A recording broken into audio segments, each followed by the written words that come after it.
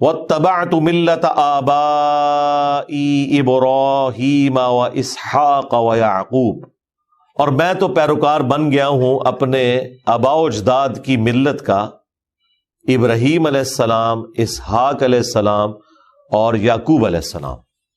وہی جو بخاری میں حدیث ہے، کریم ابن کریم ابن کریم ابن کریم، یوسف بن یعقوب بن اسحاق بن ابراہیم۔ اور نبی علیہ السلام سے پوچھا گیا کہ سب سے بہترین انسان کون ہے؟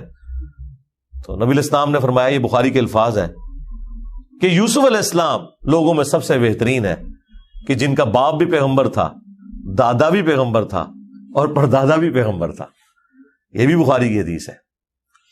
واقعی کتنا اعلیٰ درجے کا یہ شجر ہے۔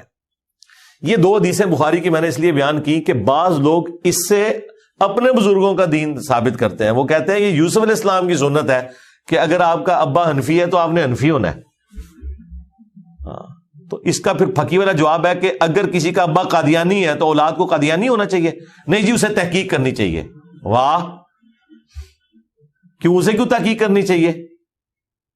تحقیق سب کو کرنی ہوگی۔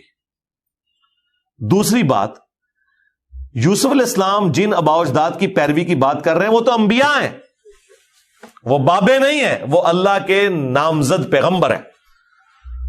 ان کے لیے تو گمراہی کا تصور ہی نہیں ہے۔ اگر کسی کا باپ دادا پردادا پیغمبر ہے تو وہ فخر سے کہے کہ میں اپنے آباء و اجداد کے طریقے کے اوپر ہوں۔ لیکن جن کے آباء و اجداد کوئی ہندوؤں کی اولاد، کوئی سکھوں کی اولاد، اور کانفیڈنس یہ ہے کہ قرآن و سنت دکھائیں اور ماننے کے لیے تیار نہ ہو، تو ان کے لیے پھر میں یہی کہتا ہوں کہ ایک غریب اتو بدتمیز، یعنی علمی طور پر یتیم اور غریب، اور اوپر سے بدتمیزی یہ کہ کانفیڈنس عروج پہ ہے کہ جی ہم نے تو آج تک ایسی کوئی بات سنی نہیں۔ اور بھائی آپ نے کہاں سے سننی تھی؟ نہ آپ نے قرآن و سنت پڑھی، نہ آپ کے آباء و اجداد نے پڑھی۔ لہذا یہ آیت کوٹ کر کے یہ کہنا کہ یوسف علیہ السلام کی سنت ہے اپنے آباء و اجداد کے طریقے کے اوپر، اگرچہ قرآن میں درجنوں آیات ہیں، سورۃ البقرہ میں، سورہ لقمان میں، باقی صورتوں میں، کہ کافروں کو جب بھی کہا جاتا ہے کہ اس وحی کی پیروی کرو جو اللہ تعالیٰ نے تمہاری طرف بھیجی ہے نبی کے ذریعے، تو کہتے ہیں ہم تو اسی طریقے پہ رہیں گے جس پہ ہم نے اپنے آباء و اجداد کو پایا ہے۔ تو اللہ تعالیٰ فرماتا ہے اگرچہ تمہارے آباء و اجداد گمراہی ہوں تب بھی اسی کی پیروی کرو گے۔ وہ ساری آیتیں نہیں ان کو نظر آتی، ایک آیت یہ والی نظر آتی ہے کہ یوسف علیہ السلام نے کہا تھا میں بھی اپنے آباء و اجداد کے طریقے کے اوپر ہوں، اور وہ درجنوں آیات جن کے اندر وعیدیں ہیں کہ جہنم میں جب جہنمی پہنچ جائیں گے سورۃ الاحزاب کے آخری حصے میں جا کے، تو کہیں گے اللہ ہمارے بزرگوں کو، ہمارے آباء و اجداد کو، ہمارے بڑوں کو دگنا عذاب دے کہ جن کی وجہ سے ہم یہاں پہ پہنچے ہیں۔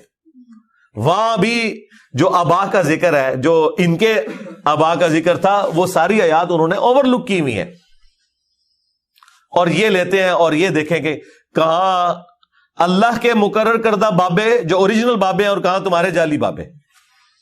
تو یہی تو ہم نے عرض کیا ہے کہ نبی کے جیسا ہے ہی کوئی نہیں، بابے تھے شے ہی کوئی نہیں۔ ہاں اگر انبیاء ہوں تو وہ اوریجنل بابے ہیں۔ ما کان لنا ان نشرک باللہ من شیء، ہمارے لیے کبھی بھی یہ روا نہیں کہ ہم اللہ کے ساتھ کسی بھی ہستی کو شریک ٹھہرائیں۔ ذالک من فضل اللہ، یہ اللہ کا فضل ہے، علینا وعلی الناس، ہم پر اور لوگوں پر، یعنی ہم پر مراد ہم انبیاء کی فیملی کے اوپر، اور ان لوگوں پر جو ہم انبیاء کی فیملی کو فالو کرنے والی ہے۔ وَلَٰكِنَّ أَكْثَرَ النَّاسِ لَا يَشْكُرُونَ، لیکن اکثر لوگ اس احسان کے اوپر شکر گزاری کی روش اختیار نہیں کرتے۔ اور ایک معنی یہ بھی ہو سکتا ہے کہ یہ اللہ تعالیٰ کا احسان ہے ہم پر بھی اور لوگوں پر بھی، کہ اللہ تعالیٰ اپنے پیغمبروں کے ذریعے حق بات پہنچا دیتا ہے، لیکن اکثر لوگ شکر گزاری کی روش اختیار نہیں کرتے۔ بہت کم ہی لوگ ہیں جو انبیاء کرام کی دعوت کو قبول کرتے ہیں۔ یہ بھی معنی اس کا ہو سکتا ہے۔